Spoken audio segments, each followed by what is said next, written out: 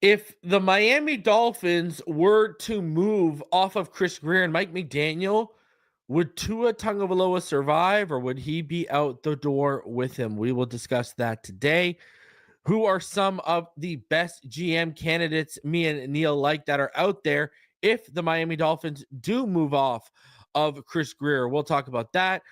Plus, we could probably see offensive line changes this week against the 49ers as we would continue the conversation I started yesterday with Richmond and ball game about McDaniel saying the offensive line got violated this past weekend. So we got a lot to talk about. Smash that like button.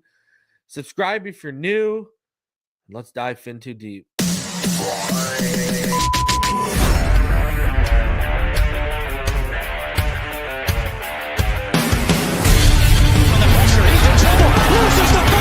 Touchdown! You have got to be kidding me. Jalen Waddle has a Dolphin touchdown. And he will score! Field down the near side, man open, touchdown!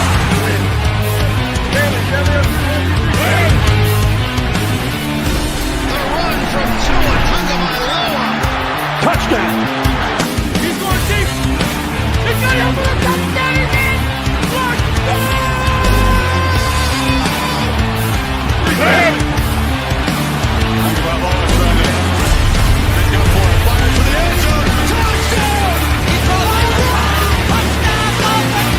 Beautiful day to be a Dolphin fan. Let's go!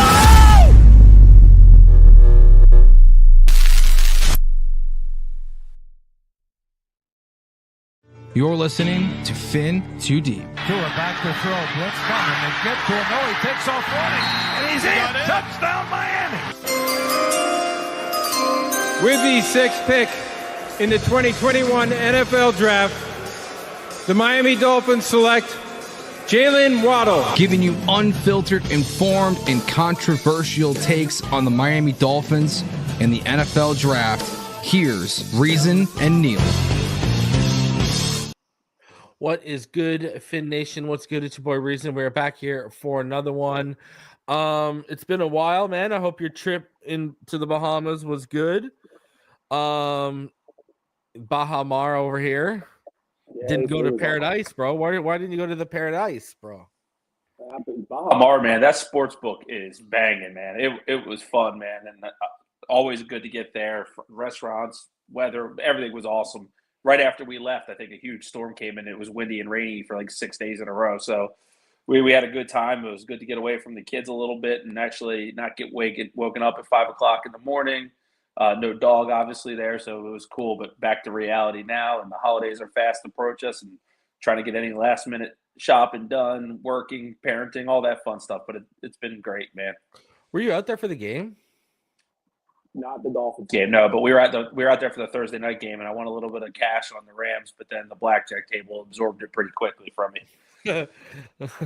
I had a guy splitting tens, man, and it was bad, man. We were about to. It was when the table's not played correctly, man, it's hard. So, guy cost me some bucks. He's not getting a Christmas card from me. So, you said reality hit you pretty hard when you got back, and I guess it started with that Dolphins game, though, huh? In retrospect, man, the Dolphins should have beat the Texans handily. They really should. Yeah. When you look how the flow of the game went, I think the defense did a good job of making some plays. Look, the biggest play in the game of the defense face was Chop Robinson making another sack. So the defense, I mean, I will say, man, the special teams, again, like missing extra points, it changes a lot, right? Allowing huge returns. It's just fake punts against you. It's just like I've never seen a coach, and there's been some bad ones that have come through, that is probably at the level of Danny Crossman, yet doesn't seem like any accountability has been sent his way. Like that special teams has been a big Achilles heel for the Dolphins. And when you're a team that every game matters, because that's where the Dolphins are. They're a team that seems like, they can't get out of their own way. So every game tends to matter. You should be able to pull off one win that you shouldn't win over the course of a year because of your special teams, right? Like they should be able to pull a rabbit out of their hat one time, but that's not going to happen. And then, a lot of it for me stems with the guy calling the plays and the head coach, man. It just, whenever these games, we've all seen the records and, however we want to digest it, but we can all just agree. We don't have to argue the semantics. It's just not good enough.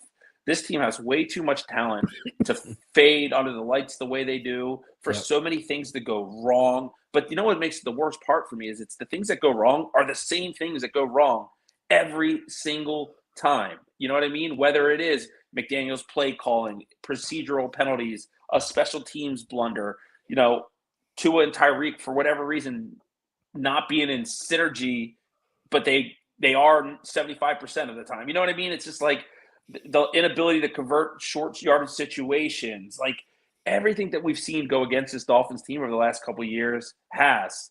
And, there's things you can't control. Like injuries happen. It sucks. When you lose good players, it's awful. We all know that. But, man, you got to stop giving yourself so many self-inflicted wounds. The Dolphins haven't proved they can win against their schedule yet, right? Let alone their scheduling themselves. I've never seen a team that I really think has so much potential fail at the level they are because of just always playing behind the sticks. I mean, the yellow flags are always out. And some of them are nitpicky, but that's the way it is. When you're a penalized team, the refs are going to look at that, man. The holding, last game, all the offensive holding. Like we've, for years, not weeks, it's been years, been talking about this offensive line, right? And trying to make chicken salad out of chicken ass. And, when you have guard play at that level, man, like it's going to make Aaron Brewer not look as good. You know what I mean? It's going to make everyone else look bad. And, man, those guards, Liam Eichenberg is just – how the hell that guy's been a multi-year starter here?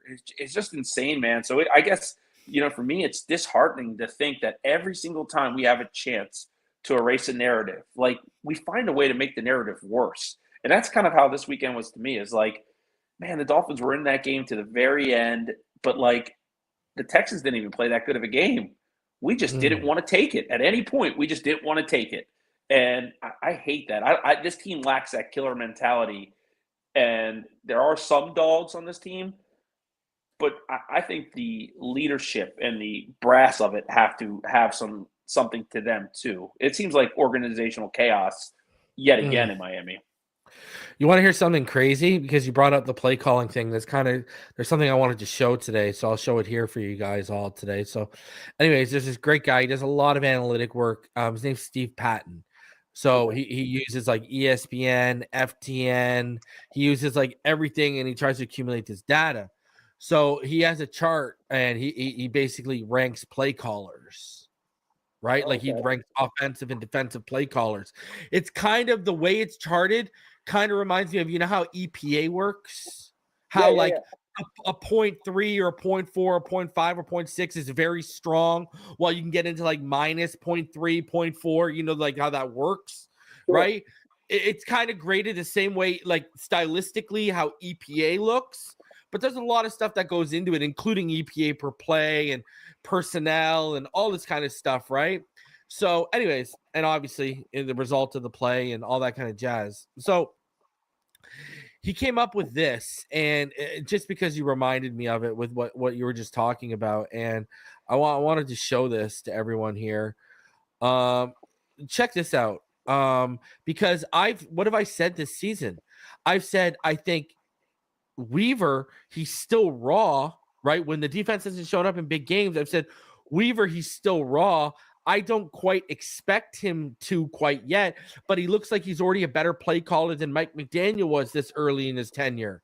Sure. And sure enough, look at where Mike McDaniel ranks as a play caller. We're 14th overall, but we're negative 0.03 offensively. Defensively, we're 0.28. Now, just to put that into context for a second here, we're like that's pretty bad considering we're 0.03. That you see how bad the Falcons are right now. They're minus 0.06. We're not in the blue. Quarterback. Right? Yeah, you want to be in the blue here, right? Right. And we're trending towards red, but we're in the blue. Basically, you can see right here, right? Starts off as red when you get in the negative, and then blue when you get in the positive. The darker the blue, the better. the darker the red, the worse, right? So if you look at it here, they're pretty much ranking Weaver as a far better play caller right now with his personnel and everything going on than where Mike McDaniel is at right now. Well, and we're allocating 75% of our active salary cap to the offense. So that tells me that Anthony Weaver is calling these plays knowing there's huge deficiencies on the defensive side of the ball, yet still calling it better than our coach. And the reason, you remember when we walked in the season, both of us said this. We both expected a huge year 3 jump from McDaniel to in the offense, right? Because it historically, you get more comfortable with your offense year 3. The play caller, Mike kind of got that rust of being a new coach and new play caller off. It was supposed to be us firing on all cylinders. And it's actually seemed like it's been a huge regression. And, you know, the thing I think that frustrates me, because, look, defenses are trying to take away the long ball. They're playing a lot of cover, too. They're watching Tyreek and Waddle. So we've kind of become more of a dink and dunk, take what's open underneath. The thing I hate, though, that I really hate about what I've seen with this offense is they don't even throw the ball. They just don't even try. Like, of course the defense is going to stop it. They did in the year when Tyreek had 1,700 yards as well. You still got to take those shots. I think they only had one ball travel over 20 yards in the air out of Tua's hand in the entire game. Like, that's crazy to me, because for everyone who thinks that, like, Tua's not a good deep ball passer, the numbers say otherwise. Like, I think they've eliminated a huge element of the offense and a huge element of Tyreek and Waddle and Tua's game, right? And not a lot of people talk about that. But, like, that to me, you know, we have a $65 million receiving core of decoys out there. You know what I mean? They're like decoys. And, like, look, Jono Smith's eating because of it. Devon Achane's eating because of it. But we're supposed to have 4 weapons that could kill you any time. And I feel like the Dolphins haven't had to figure out to use more than 2 of them, right? It was Tyreek and Waddle. Now it's Jono and Achane. Like, where's the distribution? And look, he is scheming people open. And there are some throws I think Tua's got to make that he's not making. I don't want to, absolve anyone, of anything. But, like, the reality of it is I just don't like the play calling overall. I don't understand why it's got to be all or nothing, why there's not more balance to the short passing game and the long, because I would use that short passing game as an extension of my run game to open up the deep ball. But, like, I don't even feel like we try to take those shots. With that speed, with Hill and Waddle, they can draw PIs at least. You know what I mean? Like, maybe jump, their hands aren't their skill, but, like, man, I just feel like we have just put our offense into a box and we're afraid to color outside the lines. Well, all the screens you're seeing actively, that's an extension of the run game. And the reason this all ties back to the offensive line. That's what this all ties back to. When you have those 2 high shells, all the deep shots are taken. Now you get into a game where there's only zones and soft spots that are going to come open. That's why processing and anticipation matters so much more. But the issue with is you have to be able to run when teams play this much too high against you. And this team has had 39 yards, 44 yards, and 54 yards over the last 3 games. And then that's forcing even more screens. They can't, look at how much they're struggling. We are the worst 3rd and 1 and 4th and 1 team since 2022, statistically. Like, this is the issue right now.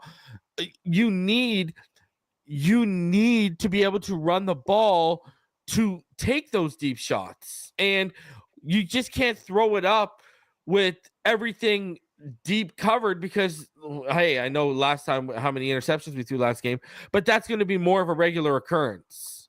And even still, we go to the interceptions last game, right? Let's be real here. McDaniel and Tua both called, the Kalen Bullock interception. Yeah, the first one. Yeah, Tyreek was supposed to cut in front of Bullock, not behind him. And they both called him out for basically rounding it out behind him. And then I don't care what anyone says, that 3rd interception, you get paid $30 million a year. You have both hands on the fucking football, catch the goddamn ball. Like, I'm sorry, bro. I'll say though. No, hold on a sec. I'm not done. Because you know how many times we've seen these guys connect on that back shoulder throw? Come on. Let's not act like we haven't seen this over and over again. They've done this a whole hell of a lot. And you can even go back. I even had, shout out to EM Dolphin Fan. EM Dolphin Fan sent me a shot from a clip of Tyreek Hill, when he was a Kansas City Chief, buddy, you know how he had to turn his body back like halfway to make a catch, and he made it with a defender that got both hands on the ball from Mahomes. Tyreek turned his whole body around and still made the catch through contact. You get paid $30 million, bro. You were ranked number 1 on the NFL players, top 100 players list, and you'll be the first one to remind everyone. Well, guess what? I hate to be the fucking bearer of bad news, and it don't come down to size. Because guess what? Steve Smith would have made that catch. Don't go give me no size bullshit. Justin Jefferson's making that catch. All right? Steve Smith, who's a small receiver, making that catch. So guess what, bud? You know what? Yeah, the safety was late coming over. Tua should have recognized the safety was late coming over and probably could have let him a little bit more, but Tua didn't because he saw the safety and didn't put it there. Still, he's got to make the catch. I don't care. In critical moments, as much as Tua's let us down, as much as McDaniel's let us down, Tyreek's been right fucking there to let us down too. Yeah, well, you know what? For whatever reason, this year, Tyreek and Tua don't seem to be on the same page. It seems like they're off, and it seems like a Tyreek heel turn's about to come where he's starting to become more of a malcontent. And we've been saying this. I think Tyreek Hill's 3 more games as a Miami Dolphin, then it's over. I think these is going to be his last 3 games as a Dolphin. It's not working, but I feel like both sides are frustrated at this point. I think a lot of it's probably not out in the open. They're actually handling business internally, but Tyreek Hill wants to go back to Kansas City. I think the Dolphins want to find a way to get rid of him. I think that they're mutually going to part ways this offseason. And I think whatever reason, it's been a tough year for the connection of Tua and Tyreek. The throws they were making a year ago, 2 years ago, they're not connecting on anymore. They seem like, I don't know what it is. I don't have a peek behind the curtain, but it seems like there's a level of frustration that could be kind of bidirectional there. And yeah, man, I think it's a disaster. And you can't have your best players and your 2 highest paid players off. It's mid-December. It's almost Christmas. It's not September anymore, right? And something seemed off all the way back from that first game, man. And I think sometimes as fans, I can speak for myself, sometimes you overlook it. It's like, just beginning of the season, rust, whatever. We classified, but there is something off between those 2 guys. And it's hard to say the Dolphins will be a better team without Tyreek Hill because I think he is their best player. But I do think that for the organization to go where it needs to go, they can't be investing $65 million in 2 receivers, especially one. And the word I use with Tyreek Hill is I think he's very content. I think he's having a great time, making a lot of money. He's a Hall of Fame football player. But even like his joke today that he's got to go coach or whatever that is, it's a lot of actions of an unserious person, man. That's what it is. See, but here's this whole argument, and this is where I'll push back on the whole $65 million. Why can the Eagles do it? Yeah. Okay, so here's the thing. Eagles, I want you to think about this, and this is what comes back to Grier. This is going to fall in Grier's lap, right? This comes down to roster construction. Look at this. Think about this, Neal. Look at how they've handled the trenches on both. Let's start with the trenches on both sides. Football. Right? Hurts got a top 5 offensive line, and they've only got better. But look at what they've done, right? When they've had to make tough decisions, they've been okay because they've drafted well, like Landon Dickerson, who people fell because of injuries and stuff like that, right? And then on the flip side, when they've had to make hard decisions on the trenches, they've been all right because they've been in a spot to draft well. I mean, look at, they let what's-his-face walk, and then they turned around and drafted Jalen Carter. Right. Who was the Fletcher Cox, right? And then but they had already been drafting on that on that defensive line before Jalen Carter because they had a decision on Hargrave, et cetera, right? But look at how he's always been able to supplement, right? And he's never, but here's the thing. He's been able to build steady on the trenches on both sides while he paid AJ, he paid Devontae, Dallas Goedert's been paid. Oh, and he went out and got Saquon Barkley too, and Hurts has been paid as well. Okay. Like that's what happens. But I talked about this, Neal. You know what the problem is? And you could throw Tyreek, you could throw Chubb here, you could throw Ramsey in here. The problem is you've traded draft capital assets and paid these guys. You've double dipped. So you've used first, second, third, etc. rounds that should have been used to supplement Robert Hunt eventually going out of the door, so you didn't have to rely on Liam Eichenberg, right? A guy to develop instead of Robert Jones for when you sign Isaiah Wynn and rehab. You knew he was going to have to be in rehab. He had a setback in rehab, and he wasn't going to come back till the middle of the season. This gives you off. But, now to their – and I say all that to say this. I give them credit because they tried to get out of ahead of X multiple times with Noah and Cam Smith, but you whiffed on both so far. Right? And what makes Cam so bad is, listen, me and you were high on the guy. Me and you first liked the tape. We thought the first round. But, bro, Chris Grier should know even more than us because his son played there. He's in with all the boosters and the coaching staff. No one should know this kid better than Chris Grier. You know what I mean? So there's no reason for optimism. I mean, look, he's going down the path of Channing Tindall. Like, he is. I liked his tape, but like, this is exactly what we saw with Channing Tindall, and he was a second-round pick. And I heard you say this on your show this week about how Devon Achane is who McDaniel won in the second round, but we got him a whole round later. Like, imagine if that was Achane in round 2 and we utilized round 3 to build something in the trenches. We always ignore the trenches. And that's – I saw your first mock that you posted last night, and it was ironic because I put together my first, and I got the Dolphins drafted the same exact guy as you. I said if Kelvin Banks is there, they're going to run to the podium. He can play guard year one. He's if Patrick Paul stumbles, you can put him at left tackle for the next decade. Like, I think that's the type of pick they need to make. Now, would they pull the trigger in that scenario, right? Because let's say they do discard of a Tyreek Hill.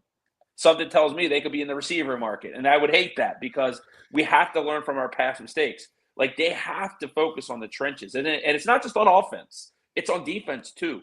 Like, you can only finding Calais Campbell, right, in the offseason for the contract they had was as close to the home run as you can make, right? That's an A+ when you get a guy for less than $2 million and he's performing in that level. Just imagine if they didn't get Calais Campbell, how bad that defensive line could be. And that's what Zach Sealer proven again in another year, that he's better than Christian Wilkins, right? Like, I can confidently say that at this point.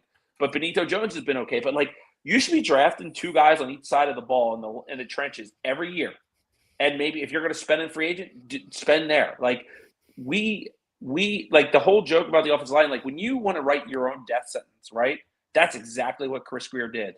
Because watching that offensive line over this weekend, watching them struggle against the Houston Texans, not just sacks, not just pressures, but the penalties, always in key situations. Long run happens. Oh, no, there's a flag 10 yards back. Like, all that stuff, man, like, that is what happens when you buy at the Dollar General in the trenches. And that's where the Dolphins are. That's where they've been for years. And it looked like back in 2008, they might have got it right when they were going to take Jake Long over Matt Ryan. But you know what? They never stay committed to the damn plan.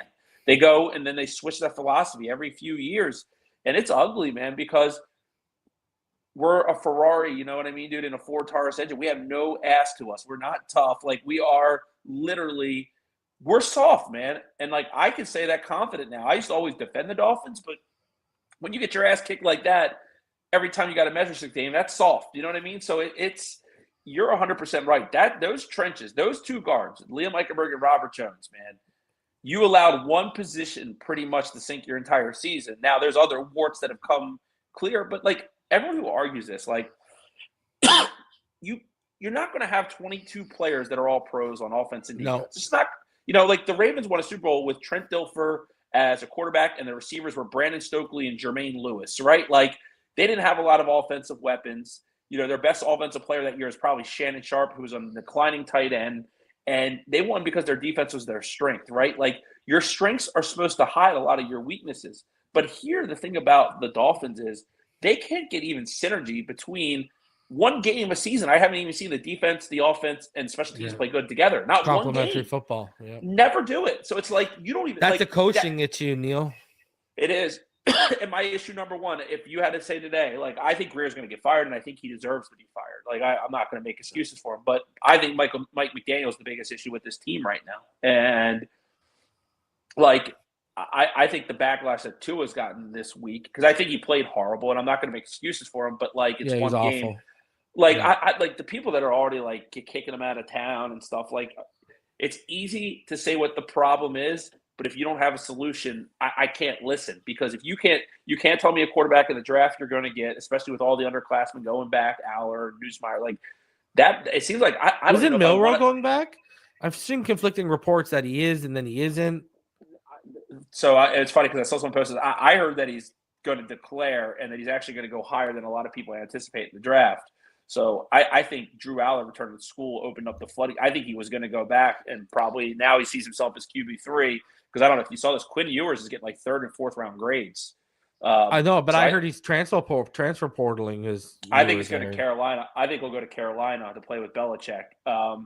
So like the quarterback, I don't. There's not even a guy I really want as a backup. So it's like I do want to build everything in the trenches, man, or even get like a linebacker like Jahad Campbell in round 2. You know what I mean? I want tough, mean football players. But like, I don't know, man. It's hard because it's clear to me McDaniel and Tua, whatever they have, that tandem seems to might have reached its peak. And you can go one of two routes, right? You could say, fine, Tua's the issue. You can kick him to the curb and say Mike McDaniel can now go draft his own quarterback and see what he was in the system.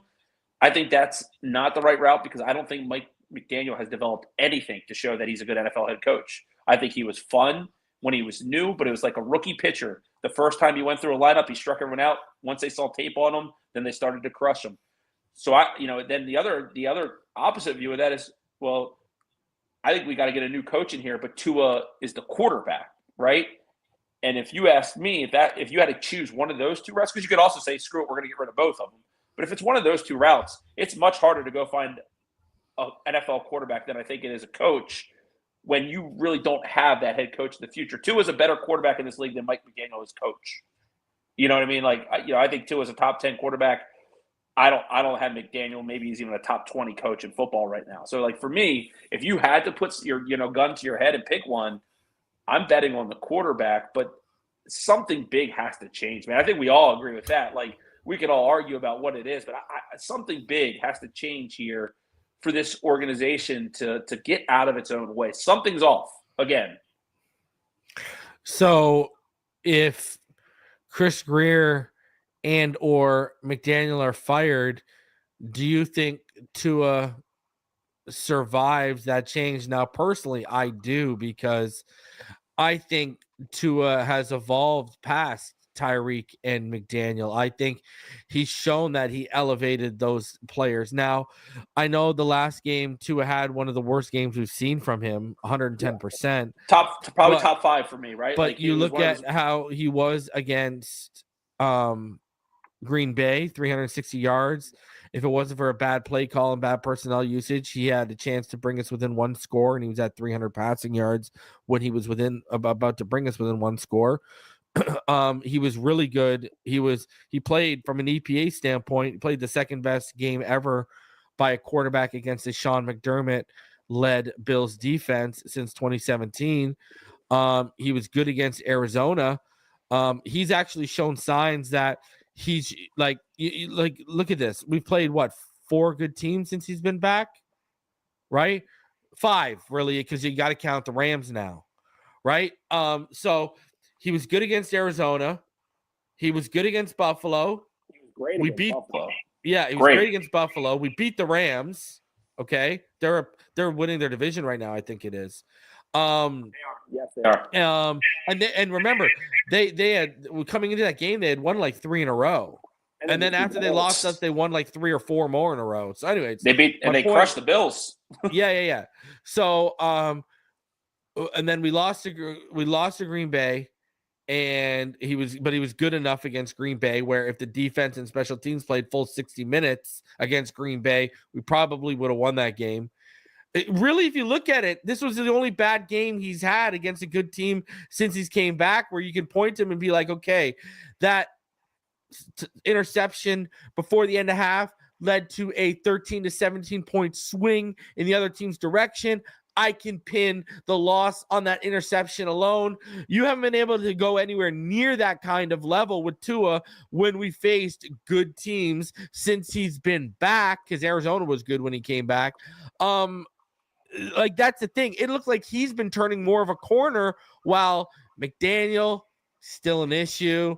Tyreek, still an issue. Weaver, he's young, so what can I really expect from him right now? I can't expect Fangio, that's been in the league for 30 years, but his defense finally put together a good 60 minutes against a good team. But like you said earlier, then the other phases don't show up. That's pretty much been what it's looked like, right? Like, against these good teams, Tua's been showing up, but either other players on offense or his coach don't show up, or the defense don't show up, or special teams don't show up. And this goes back to the point, Neal. This is why I know we can survive with Tua. Tua's proven that he's our only chance at winning. If he's not perfect, we don't have a good goddamn chance at winning. And so that tells you the quarterback is not the problem. He's led the league in passing. This is the first year in the McDaniel era where we've had over 3 receivers with 500 yards or more, and we're probably going to finish with 4 of those when you include Achane. Tua hasn't needed Tyreek to have big games to win games this year. I mean, he was lights out on that OT drive he's lights out to tie it. And then on that OT drive against the Jets, he locked in with Jonnu, and he's elevated. Jonnu's had a career year. So I think Tua, I'm not comparing him to Tom Brady, but it's similar to what we saw when Tom Brady got Randy Moss, right? Tom Brady didn't throw for 30 touchdowns one singular season before he got Randy Moss, and then he threw for 50 with Randy Moss, and then how many times did we see him throw for over 30 after Moss left, and everything he learned with Moss? That's why he was able to develop and elevate guys. I think you're seeing the same thing with Tua.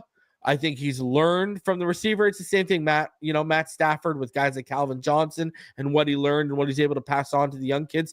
I think Tua's hit that developmental stage. I think he'd survive. And like you said, it's hard to find a quarterback that can lead the league in passing the way he has. What do you think? Do you think Tua would survive? Because I don't even buy into the whole notion that this just needs to be the scheme for him. I think Tua, look at Tua. He's hinted multiple times he wishes he had more time at the line of scrimmage to change the call, pre-snap, et cetera, but due to motions, the time it takes to get the play call in, the size of the play call, et cetera, that restricts him as a quarterback. He's alluded to this multiple times. So I think he's seen so many different defenses and looks. I think Tua can work in every offense right now. What do you think? Would he survive a big change?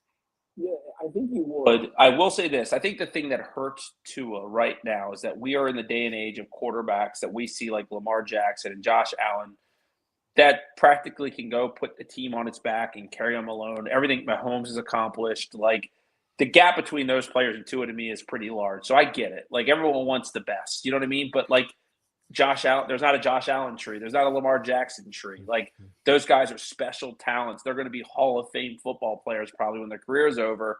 So it's like, it's one of those things where the grass isn't always greener. Because I'll be honest, I am definitely underwhelmed from his performance in some of these big, what we call big matchups.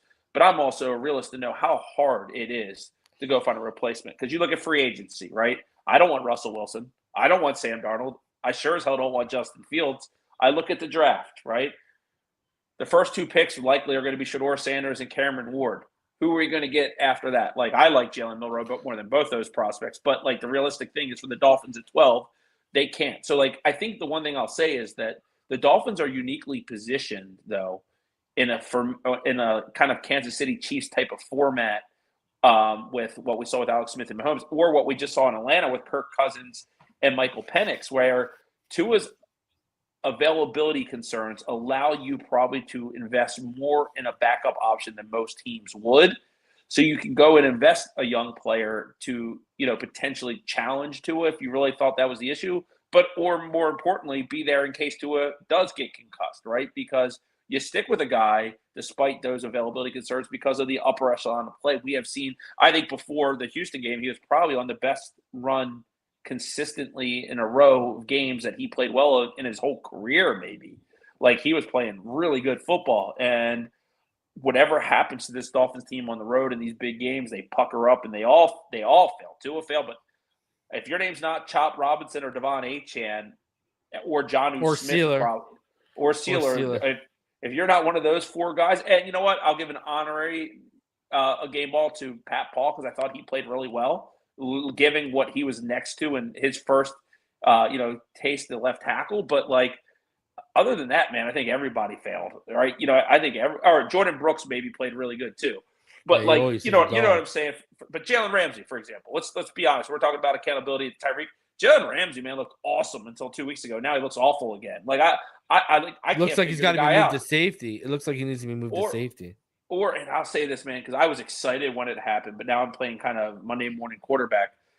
Did the Dolphins commit to everybody with contracts? Ramsey, Tua, Hill, Waddle, McDaniel, prematurely, because I feel like they got paid for what they were thought to accomplish this year instead of what they have accomplished. And I'll say this, and people can call me an idiot. If we didn't pay Tyreek Hill and Jalen Ramsey, I'd get out of both players after this year. I really would, and reset. And I love the move to Jalen Ramsey to safety, but again, I don't think they're going to make that move. You know what I mean? I think they're going to, because they're so desperate to find the corner because Noah did fail, because Cam did fail, and Kendall Fuller's only on a short deal here. They need corners. Like I'll tell everyone this, man, and this scares me to death. You know who the pick will be at 12 with Chris Grier as the GM of this team? Benjamin Morris, cornerback of Notre Dame. Like, that's the pick of Chris Grier's here, right? Like, that is the pick of Chris Grier's here. So, like, yeah, man. And we're going to go through GM candidates. Why I liked Tua's chances to stick if they went with one of the candidates that we talked through is we're talking about rugged organizations, right? Where, the Steelers, they've won Super Bowls with Ben Roethlisberger, who was a Hall of Fame player. Don't get me wrong, but he wasn't the Peyton Manning or the Tom Brady. He was a tough guy. He had his own unique traits. The Steelers built around him well. But, like, I think the GM candidates we're going to mention are all guys that want to start with something that's proven and give Tua a proper runway. Because here's the thing, man. I don't give a shit about dead money. Like, these guys know what they're doing from a cap standpoint. Like, they know how to finagle the cap. If the New Orleans Saints went through the cap hole they went through and still kept everyone on their team besides Marshawn Lattimore, I can live with that. You know what I mean? Like, I'm not worried about, like, writing off dead money. The reality is that as bad as Tua played against Houston, he's the best quarterback we have, and that's going to be available. And you got to right the ship around him. And I think the transition for me is to utilize Tyreek's money to build the offensive line, and that's, and letting Javon Holland walk too. To use that money to build the offensive line. Here's the thing: you even said yourself he was playing at one of the highest levels he's played at since he had come back from the concussion. Okay, right. We're Tua's not allowed to ever have a bad game. Is that where we're at right now? And I'm not talking to you. I'm blanking in this generally. Is that where we're at right now? Tua's not. When you get to a position where your quarterback cannot have a bad game, you've got problems, brother, and they're a lot deeper than the quarterback. And I'll give you a perfect example. Against the Colts a couple weeks ago, right? Go look at Josh Allen, bro. He didn't throw a touchdown. He threw 2 picks, and he threw for like 196 yards. They put up 30 points and found a way to win the game. Jared Goff threw 5 interceptions. Was it not against that same Texans team? And the Detroit Lions found a way to win the game. That's the thing, bro. If Tua isn't perfect, the rest of the offensive unit, including the coaching and where the defense is at and where special teams is at, we can't depend on any other unit to take over the game and win. Well, Tua's going to be under the most scrutiny of maybe any player in football always, because there's always going to be the trackers, right? Aaron says, how come Trevor Lawrence doesn't get the scrutiny with Tua? I'll tell you right now, Aaron, blonde hair, blue eyes, big arm, the hype coming out of Clemson, even though you could clearly see him regressing, was way too much. That's why. Anyways, go ahead. He needs a couple of those landmark wins where it's clear that he's the guy that carried them, and on the national spotlight that helps. But I think it's crazy. Like he played awful against the Houston Texans. Yeah, but he was really good against the Bills in Buffalo for the second time since 2022, and we let him down. I think for them, this is why I think a huge relief for all parties is to move on from Tyreek Hill.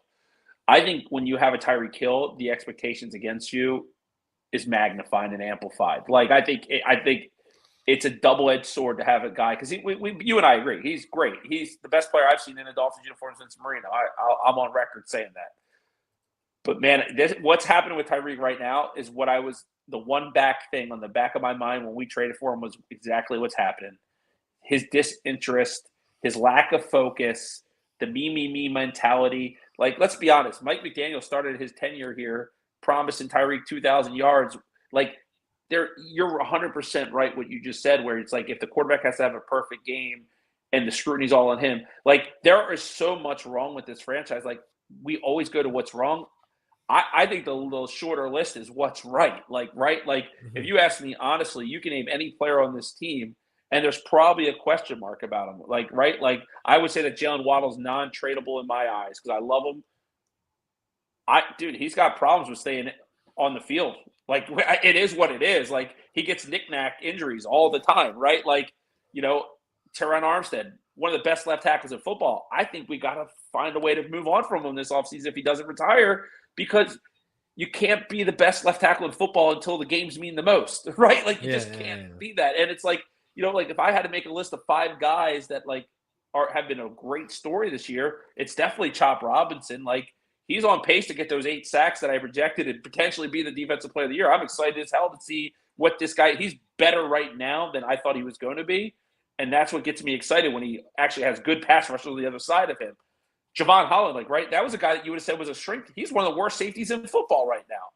Like, I would be mad if the Dolphins extended him at this point. Wouldn't you? Like, I don't want to spend $15 to $20 million for Javon Holland. So, like, there's so many questions about this team, but – I think the GM candidates we go through are going to like a guy like Tua, who is smart, he's well poised and balanced, and he's actually a good representation. Like the foundational, and we'll go through the candidates, but like these organizations all are winning except one of them without an MVP level quarterback.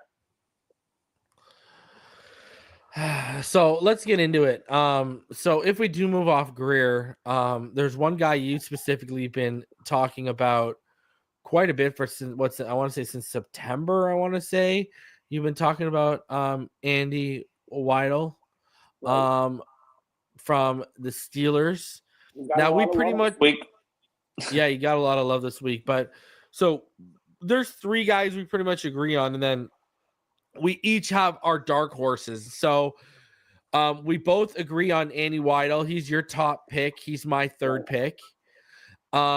Mike Bergonzi from Kansas City, the assistant GM, he's my top pick. I don't know if he's your 2 or 3.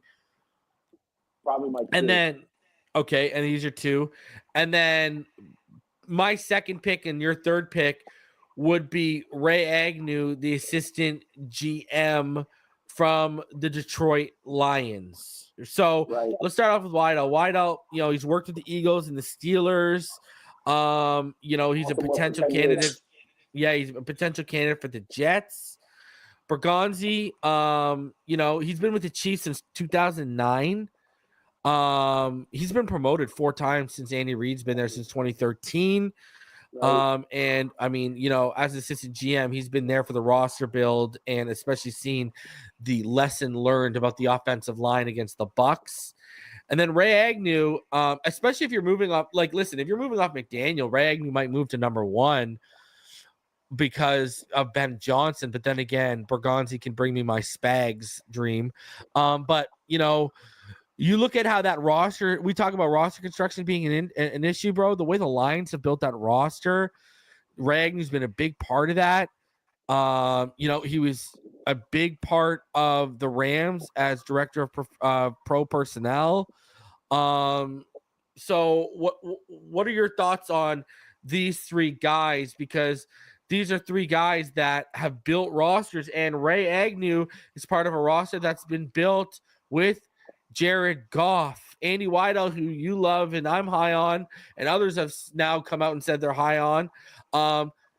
They've built a successful contender with a washed up Russell Wilson. And then when you talk about ultimate roster construction from the coaching staff to the team itself, look at the different ways the Chiefs have been able to win with Bergonzi as assistant GM. They've rebuilt the offensive line. What was amazing about what they did last year, Neal, was how young that defense was that they won with and how good it was. And they've been able to win without Tyreek. Obviously when you talk about Agnew and Weidl and Bergonzi, these guys have connections in the current franchises they're in and franchise they've been with that come from winners. Weidl alone. We're talking about the Eagles. Look, we were just talking about Howie Roseman. I believe Weidl was with the Ravens too, right? Obviously, we talk about the winners, the winning franchise there. So, what are your thoughts on these candidates? Because me and you pretty much agree. We just have different orders. These are our top 3 favorite candidates if we're going to move off of Chris Grier. Hopefully it's when we move off of them for sure. And I'll say, so like I've had people tell me like because I put my list of the 3 candidates out back in September, and I've had people like, you're an idiot. Why do you want assistant GMs? Give me Lewis Reddick. These guys have never made a pick. Yeah. And my argument to that is you don't have to make the pick to be in the room. Like you learn under the tutelage of the people ahead of you. And when you look at the franchises we're talking these guys associated are with, the Ravens, the Eagles, the Chiefs, the Steelers. These are 4 of the best 5 organizations in football, right? Let's just call it what it is, right? So, it's not necessarily the guy who has to make the pick. I want the philosophy. I want the structure, and I want the way they want a roster build. That's what I want. So when I'll go reverse. Ray Agnew, right? His son is already employed by the Jets, so I was worried. But when you look at the Lions draft last year, the year before, they've drafted my big board, your big board. Like they've drafted the guys that we've wanted on the big board. And those 2 drafts in consecutive years have totally reshaped their organization to the point where they're a number 1 seed in the NFC today without Aiden Hutchinson. Like they are a tough-nosed, physical football team. And we know the superstars, right? But guys like Alim McNeil, who they drafted as a defensive tackle, just tore his ACL from NC State, lightning in a bottle. They're the team that said, you know what? Screw the shiny, bright receivers. We're going to stick and we're going to draft Penei Sewell because the best player in this draft probably just fell into our laps. They have a standard. They don't get off of it. Ray Agnew, to me, when you look at the last 2-3 years, I think the Lions have been the best drafted team in football. I'd love to bring that type of knowledge in. Bergonzi, for all the things you said, but like, look what they do. Look at the interior offensive line. Not only did they draft Creed Humphrey and Trey Smith, they said, you know what, we're going to go out and pay Joe Tooney to be the highest paid left guard in football. Mm-hmm. We're going to build it right up the middle. Our offensive line was insufficient, so we're going to build a freaking wall. And then we're not going to stop adding bodies to that, right? Yeah. The defensive line, they had Chris Jones, who's obviously probably the best defensive tackle in football, for being honest at this point. But they go out and draft George Karlaftis, and he starts to play high. They go out and find Leo Chanel, Nick Bolton, Trent McDuffie. They build the defense. The Chiefs are winning, and I think Pat Mahomes still has special moments in them in the playoffs when it matters. But they're winning old school, running the football, being smart with the football, and having a defense that can get the ball from the offense. They're winning by winning in the trenches, right? Isaac Pacheco has come over there as a 7th-round pick and become, a 1,300-yard-a-year runner all of a sudden because the line moves people off the football. I think Bergonzi also, his connections to the Andy Reid coaching tree. That's something that is exciting to know. What type of coaches can they get, right? And then we go to my guy, Andy Weidl. Yeah, his first 2 years is at Pittsburgh. Then he went to Baltimore for 10 years. Ozzie Newsome was on record saying that guy's going to be a great GM one day. He was pounding the table, so the Ravens took Haloti Ngata over Ty Hill in 2008.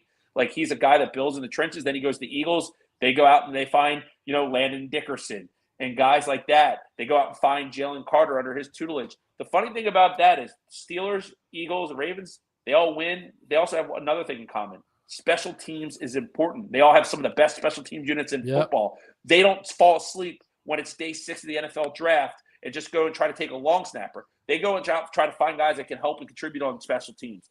That is important to me. So, I want a guy that can build.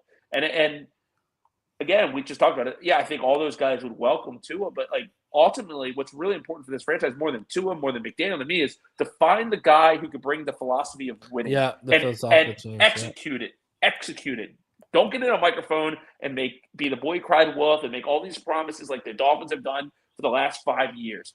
You're hard-nosed, you're a tight-knit, closed-lipped organization, you're scouting football, and you want people that could, on the offensive line, move people, and people on the defensive line that could take blocks and throw people backwards. Like, we don't have that roster. So, like, the candidates we name are all night and day from what we have Chris Grier. And, like, it's an easy cop-out to go against Chris Grier, but I like a lot of the moves he made, right? I still do. But the reality of it is whether he had good draft picks, bad draft picks, good free agent signings or not, the results aren't there. There's 32 of these jobs. If you aren't successful, you have to go out. You can't keep taking the test and failing and thinking you're going to graduate. Like, it's just not going to happen. So, like Grier has to go. The 3 candidates we named are all home runs, but there are other guys. But I would pillage the good organizations because that's what you want to bring over. And then you want to stay committed to it. So many times we had Brian Flores and we tried to build the New England Patriots and like whatever Flores is or not, like it was just never consistently building towards it. Then we bring Mike McDaniel and it's like, are we trying to build the 49ers? Like, you know what I mean? But we never stayed true to it and we keep pivoting all the time. But getting this because the Dolphins are going to miss the playoffs, man. They're not winning 3 in a row with the schedule and the team.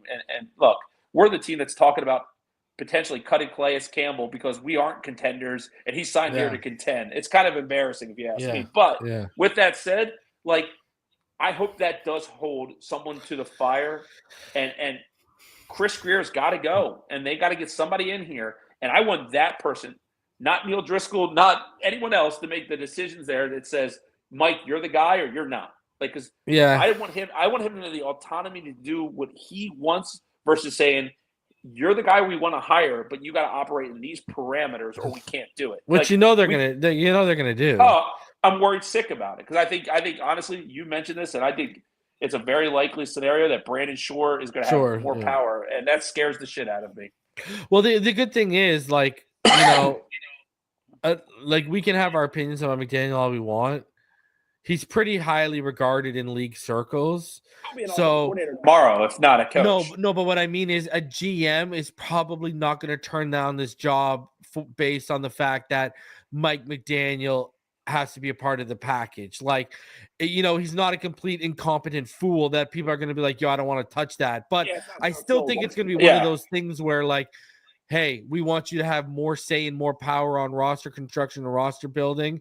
And we want you to, if he needs to make concessions and he doesn't make them, or win loss record wise and performance wise, we fall under expectations in year one, then you can move the hell off and go get the guy you want. But then again, that could stop a guy from Ray Agnew bringing in a guy like Ben Johnson right away. Right. And now, what I'm saying here too, like, and what we talk about with these guys is like, you know, you talk about the philosophical change, right?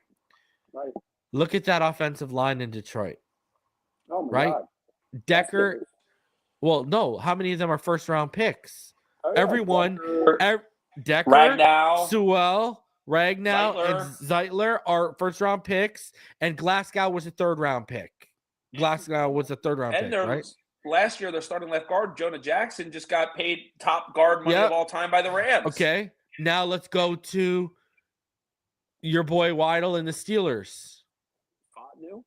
We loved. Right. Roger Jones. And who they draft at center? Mason McCormick. Zach Frazier. Boy Zach Frazier, right? Like, right. And then the year before, So we've gone over their investment. Traded for James Daniel, which was a savvy move. Yeah. So, like, look at the focus on, and they still got, like, even with the Steelers, even though they're not sexy, they still got George Pickens, right? Like, they still will always have that receiver for you, and they got Pat Freiermuth, right? So, the Ravens too, right? We talked about the Ravens, but like the first pick they made in their franchise history was Jonathan Ogden, despite not having a quarterback on the roster. You know what I mean? One of the best ever. And what have the Chiefs learned? Right? What have the Chiefs learned, right? After what happened to them against the Bucs, which wasn't by design, that was by injury, right? That wasn't by design. But they learned never again, and they went out and got Orlando Brown. And look at the money and the investments. They got Creed Humphrey. Like, look at the investments they've made on that offensive line. Again, the three candidates we've named come from franchises that stress the offensive line, and it would be a massive philosophical change. But another guy I would add as my dark horse, I've liked him since 2020, Ed Dodds. He joined the Colts in 2018, but he's been a part of that resurgence of them building the offensive line in Indianapolis. It was a little too late for Andrew Luck, but he's another guy who's been about that. So I don't know, man. We need someone who's going to come in and philosophically change, because the problem right now is the passing game is suffering, the run game is suffering, and the entire offense is suffering from how you constructed that offensive line alone. And that's malpractice, because everyone wants to sit here, and they're right. They want to give Chris Grier and Mike McDaniel hell for their contingency plan at quarterback. I would say their contingency plan at offensive line, when you have to protect an injury-prone quarterback, was just as bad, if not worse, considering Taron Armstead's hurt every year. Austin Jackson's hurt every year. Isaiah Wynn's hurt every year, and you knew he wasn't going to be back because he had a setback in rehab. And Aaron Brewer, as good as he is, he's undersized, and that becomes even more of a glaring problem when you have two incapable people like Liam Eichenberg and Robert Jones next to him. And I don't know if you heard, switching gears here for a sec, Neal, I don't know if you heard today, but it sounds like there may be changes coming at the offensive line this week, and there is a potential possibility Liam Eichenberg might actually be benched. So that's kind of what it sounded like to me. Yeah, Liam Eichenberg, he said Thursday that he's unsure if he will retain his starting spot when Miami plays San Fran on Sunday. Quote, "I'm not sure right now. Obviously, the last game didn't go as planned. There are certain things I can control, and obviously I didn't play well enough. If they want me out there, I'll be out there. If not, it is what it is. I'll just keep working to improve." So, what reason? Liam Eichenberg might be the biggest failure of Chris Grier's drafts, and here's why. They tried this guy at left tackle, right tackle, both guard spots, center. He's not been good at any of these positions. He's still starting all these years later, and he hasn't gotten any better. But you could put – it's hard to say that your starting right guard's the reason you failed, but you could put all the blame in the world as him as being the worst starter on this football team. And replacing Robert Hunt, like the downgrade of that position was the most severe this year. They replaced Christian Wilkins adequately with Calais Campbell. Yeah, and the rotation, because Deshaun Hand and Benito Jones have quietly been very good. But you nailed it, man. No more of these one-year deals for Isaiah Wynn. You got to get real and fix this damn problem. Well, what about a guy, EM? I brought him up on my channel earlier in the week, and I meant to bring him up earlier to you. Sorry for cutting you off, but it's because I meant to bring him up earlier to you. I wanted to get your thoughts.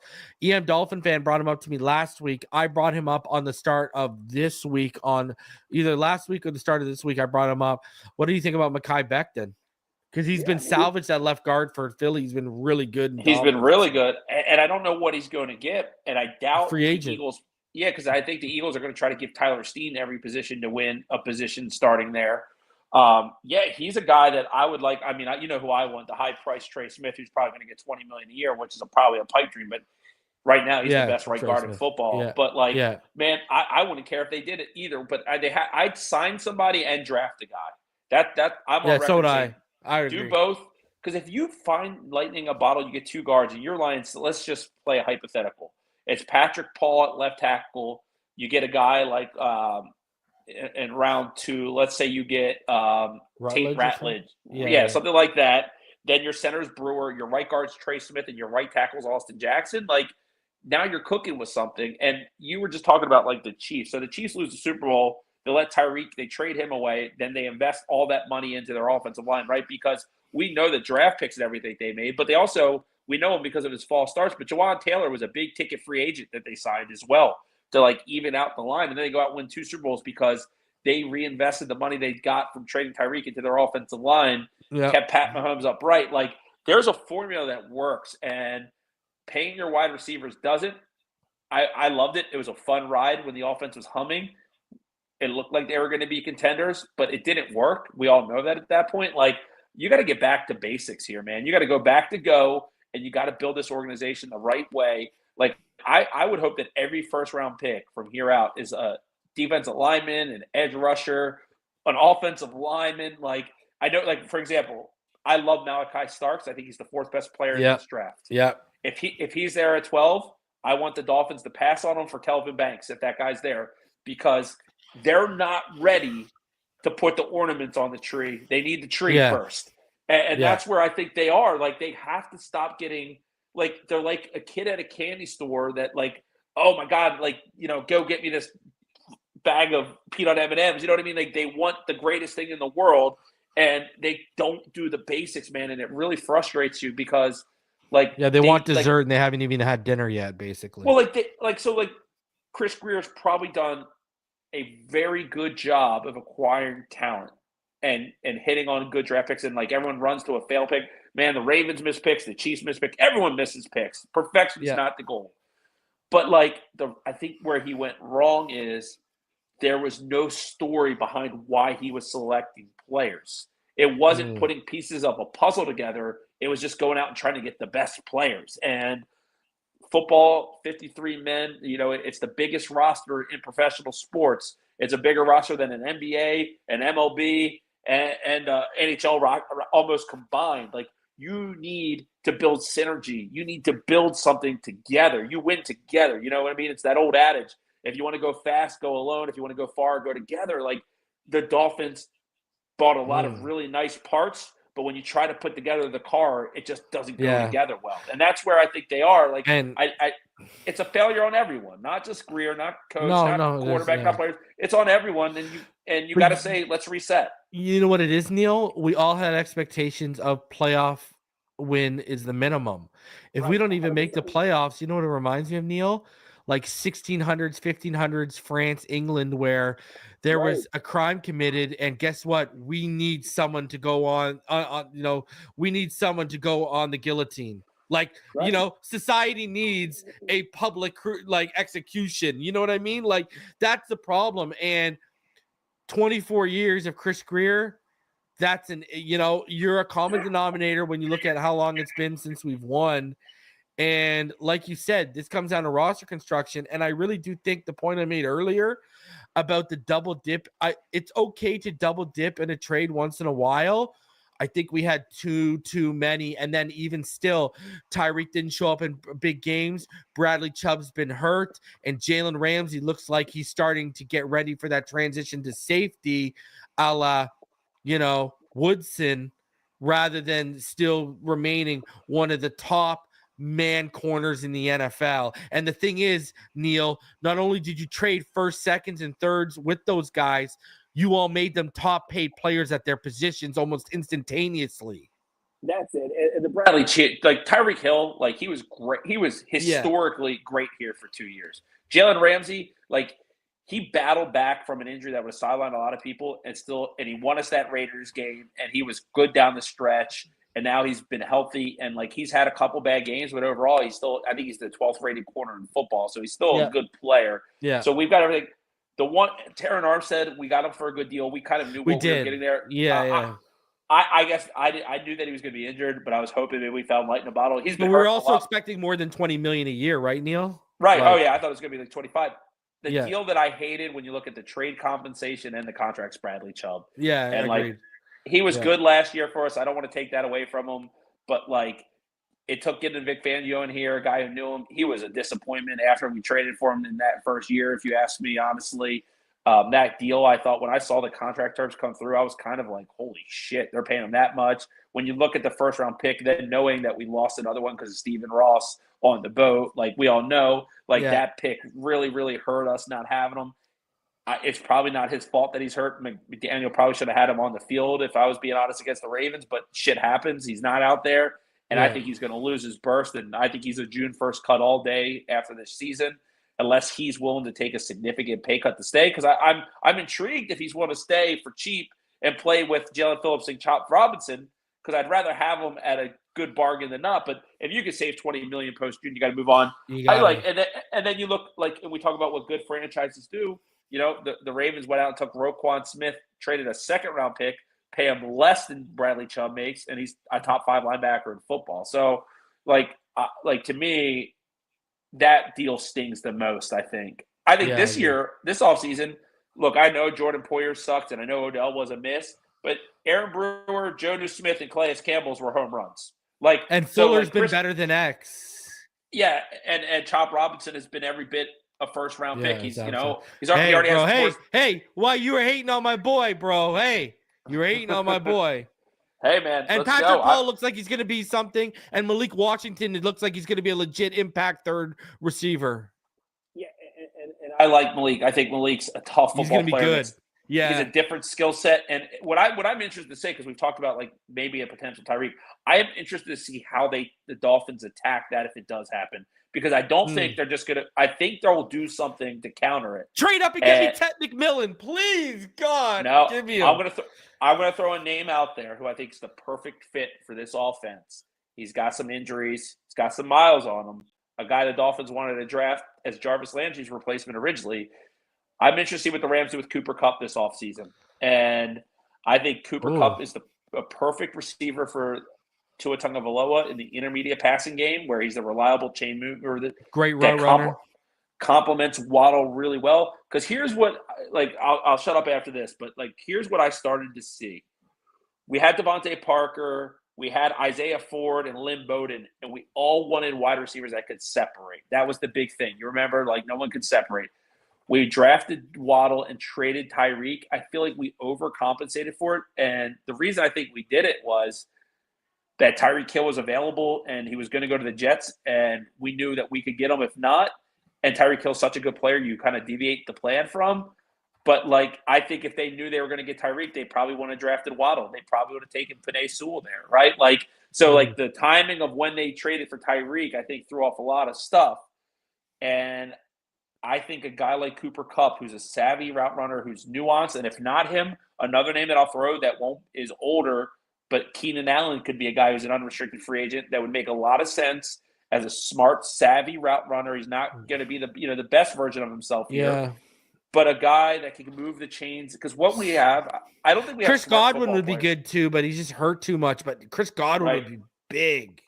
Yeah, I just don't think. I hate to say it, I don't think we have football players that always play with good football acumen. I think they've won because, I think Waddle and Tyreek win because they have speed, they're dogs, they're badass son of a bitches that get open. Yeah. But I wouldn't necessarily say that they have the best football acumen. Sometimes they don't know when to break off one route. Sometimes, you know what I mean? I think they give up on a play too quickly.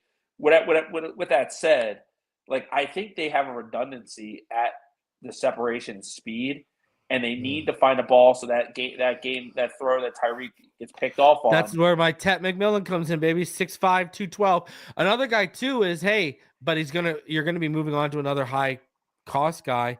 You can move off of Tyreek and you can allocate that money towards T. Higgins if you really want to. I wouldn't do that either. I mean, it sucks they're in the division. I think the guy who's going to request a trade after the season is Garrett Wilson. I've heard some things that he is miserable and that he's going to request. They won't trade him to us. Well, that they won't to us, but damn, I think he's the perfect route runner for what what we do. I have a pipe dream. Yeah. And it's a Madden scenario, so don't get me wrong, but okay. I think the Baltimore Ravens would be very interested in Tyreek Hill. Do you think there's any way you could parlay a Tyreek Hill to get Zay Flowers in return? I'd be interested. Give me Zay and Bateman. Yeah, I think the Tyreek would do really well in Baltimore because that locker room would get him in. He wouldn't be the guy there. He'd have to be fit in. They want more speed. I just feel like they'd be a good fit. It kind of sticks it to the Chiefs a little bit. I could see them being interested. And the Ravens and Dolphins talk a lot trades. They don't always come to fruition, but at the draft, they were really close. I was just my Madden scenario where it's you can get them for half, not a third of the cost at this point. And it's not going to happen. But I do think we are in 3 games left in Tyreek's tenure in Miami. It's 1 minute. We'll see. 1 minute left. Final thoughts, and do we win this weekend? Yeah, you know what? I think we lose this weekend, if I'm being honest. But I'm not rooting. I'll say this: I'm not rooting to lose because it's better draft pick status. The best drafted teams, the Chiefs, the Ravens, the Lions, and the Eagles, they're all drafted after pick 25. I care too much about winning and enjoy watching this team, then I'm not going to sit here and get pissed if they go win. Like, the ship's sinking a little bit. Who's going to rise to shore here? And that's what I want to see. These young players, you learn a lot about these young players when they're facing adversity.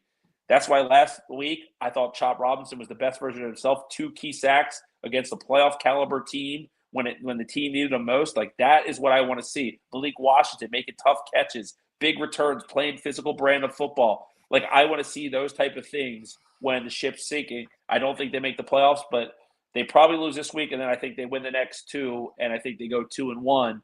So they'll what's that make them? 8-9, 8-9, underachieving, but it's not, they're not a disgrace. And there's a foundation, I think, for them to build off of, get a new GM, potentially a new coach, and let them reshape this roster moving forward.